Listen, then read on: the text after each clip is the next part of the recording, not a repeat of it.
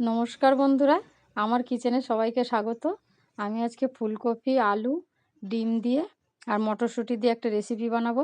আপনারা দেখতে থাকুন। এই দেখুন, ফুলকপি আলু কেটে ধুয়ে পরিষ্কার করে রেখেছি। আর কড়াই চাপিয়ে সরিষার তেল দিয়ে দিলাম।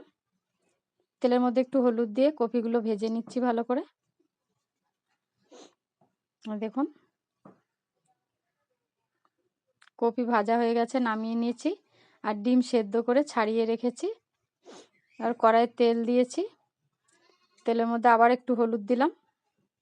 ডিমগুলো ভেজে নেব। হলুদটা দিলাম এই কারণেই, ডিমগুলো যেন লাল লাল ভাজা হয়ে যাবে, ডিমের কালারটা ভালো হবে।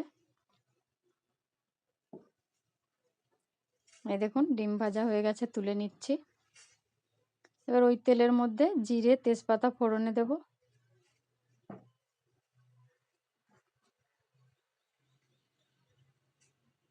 এই দেখুন, ফোড়নটা ভাজা হয়ে গেছে, আলুগুলো ছেড়ে দিচ্ছি।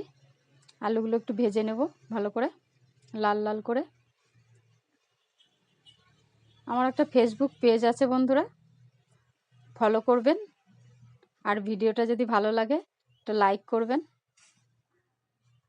এই দেখুন, মশলাটা তো আমি রেডি করে রেখেছি, বেটে নেব। আদা, রসুন, শুকনো লঙ্কা আর জিরে।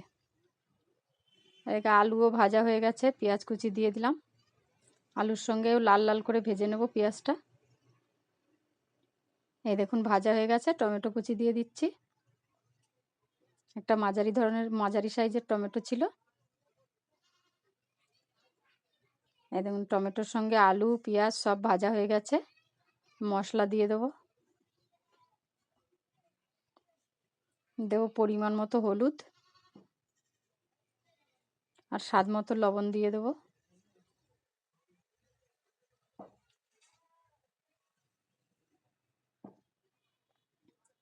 আর মশলার বাটিটা দিয়ে একটু জল দিলাম।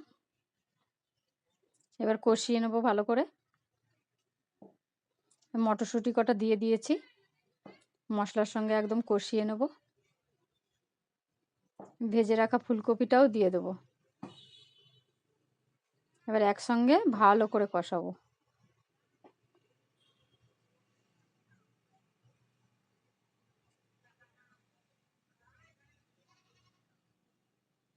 এই দেখুন, কষানো হয়ে গেছে। এবার জল দেবো আমি।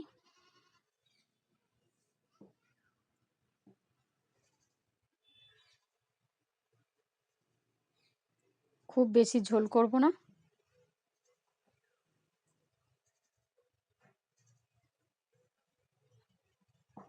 আর খুব কমও ঝোল রাখবো না।